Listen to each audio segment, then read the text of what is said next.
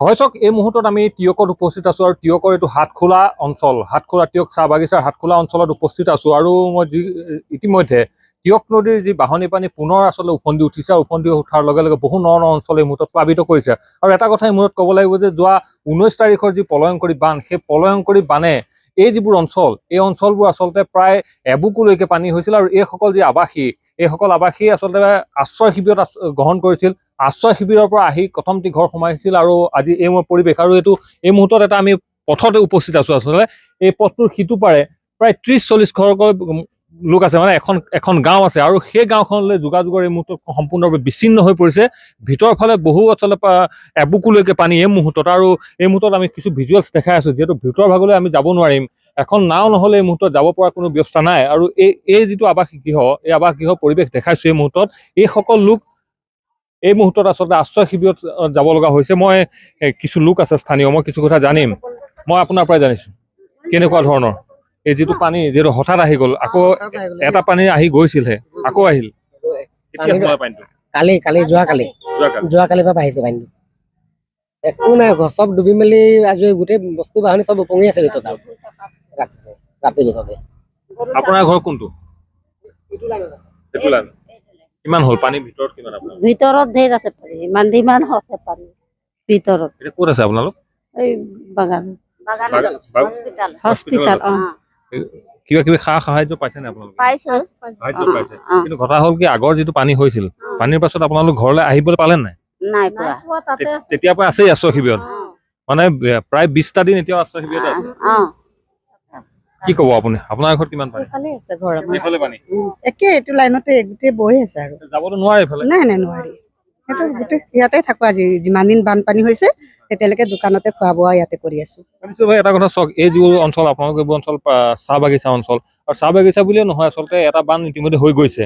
ইয়াত কিন্তু যথেষ্ট ধৰণৰ মহামাৰীও শংকা আছে, বিভিন্ন ধৰণৰ অসুখ হোৱাৰ সম্ভাৱনা আছে। এই স্থানবোৰত ডক্তৰ আহিছে নে বা চিকিৎসা বিভাগ আহিছে, বস্তু দিছে, ডক্তৰো আহিছে, ট্ৰিটমেণ্টো কৰিছে, দৰৱ চৰব চবেই দিছে, পানী চানী চবেই যোগান দিছে। মুঠতে একো নাই পোৱা বুলি এইটো নকওঁ, চবেই পাই আছো। খালি সমস্যা হৈছে যে ঘৰখন চাবলৈ যাবলৈকে নহৈছে। আৰু আগৰ কলগছৰ নাও বনাইছিলো কাৰণে গৈছিলো, এতিয়াতো একেবাৰে নোৱাৰিছোৱে যাবলৈ।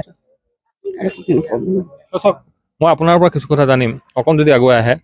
কেনেকুৱা ধৰণৰ, যিহেতু এটা পানী গৈছে, এটা পানী ওলাবলৈ সম্পূৰ্ণ নাপালেই, আকৌ আহিলে কেনেধৰণে? এইবোৰ আচলতে নৈ, কোন টিয়ক নৈ পানী? এইটো টিয়ক নৈ পৰাই ওলাইছে। একচুৱেলি পানী অভাৰফ্ল' হৈ গৈছে, নৈ কঢ়িয়াব পৰা নাই। মানে মথাউৰিটো ভাগিছে, কেইবা জেগাতো ভাগিছে। এইখিনি তাকে মথাউৰিখিনি সময়মতে বনালেতো এইখিনি নহ'লহেঁতেন হয়। আৰু পানী অভাৰফ্ল' হৈছে, নৈ টানিব পৰা নাই। এতিয়া কিমান মানুহ আচলতে এফেক্টেড হৈছে ইয়াত? এফেক্টেড মানে গোটেই গাঁওখনত 125 ঘৰ মান আছে। তাৰ ভিতৰত আপুনি 100 ঘৰটো ওপৰতে এফেক্টেডে হৈছে, কাৰণ ইয়াত কেঁচা ঘৰ পকা ঘৰ বুলি কথা নাই। এই সকলো ক'ত আছে এতিয়া? এই কিছুমান আছে আপোনাৰ কেম্পত আছে, আশ্ৰয় শিবিৰত আছে। সুবিধাবিলাক সম্পূৰ্ণ পাইছে, যিমান দূৰ জানো পাইছে বুলিয়ে কৈছে। আজি আকৌ কেইজনমান আছিলে গৈছে তাকে। নিশ্চিতভাৱে চাওক, এইসমূহ পৰিৱেশ, আৰু মই এটা কথা কৈছোঁ বাৰম্বাৰ, এইসমূহ টিয়ক নৈ আচলতে বাঢ়নী পানী। আৰু টিয়ক নৈ, যিখন টিয়ক নৈ, সেই নৈখনৰ আচলতে যোৱা যিটো পানী হৈ গৈছিল, বিগত সপ্তাহত যিটো পানী হৈছিল, টিয়ক নৈ মথাউৰিৰ বিভিন্ন প্ৰান্তত আচলতে ছিঙি পেলাইছিল। এইসমূহ মথাউৰি পুনৰ সংস্থাপন কৰা হোৱা নাই, এইসমূহ মথাউৰি মেৰামতি কৰা হোৱা নাই, যাৰ ফলত এই মুহূৰ্তত এই ধৰণে টিয়কৰ হাত খোলাই নহয়, বিভিন্ন প্ৰান্তত আছে, টিয়কৰ বিভিন্ন প্ৰান্তত এনেধৰণে কিন্তু বিস্তীৰ্ণ অঞ্চল পানীৰ তলত আবদ্ধ হ'ব লগা হৈছে, জলবন্দী হ'ব লগা হৈছে। আৰু এইসমূহ ছবি আমি নিশ্চিতভাৱে দেখাইছোঁ আৰু প্ৰশাসনৰ মূলত দৃষ্টিগোচৰ কৰাইছোঁ এই মুহূৰ্তত, যে টিয়ক নদীৰ দৰে যিসমূহ নৈ আছে, সেই নৈসমূহ আচলতে নিয়ন্ত্ৰণ কৰিব লাগে। তাৰ যিসমূহ মথাউৰি, দুৰ্বল মথাউৰি, আচলতে খৰালি হোৱাৰ লগে লগে, খৰালিৰ সময়ত এই মথাউৰিসমূহ আচলতে পুনৰ নিৰ্মাণ কৰিব লাগে, শক্তিশালী কৰিব লাগে। অন্যথা বাৰিষা সময়ত আহি এনেধৰণে যে পানীৰ সময়ত ৰজাঘৰি আহি আচলতে চকুলো টুকিলে সমস্যা সমাধান নহয়। আৰু এইসমূহ ছবি আমি দেখাইছোঁ। আৰু এই যিসকল লোক, এই লোকসকলৰ কিন্তু পুনৰ উদ্ধাৰ কৰাৰ এই মুহূৰ্তত প্ৰয়োজন আছে, কিয়নো এতিয়াও বানৰ মাজত বহু পৰিয়াল আবদ্ধ হৈ থকা খবৰ আহিছে।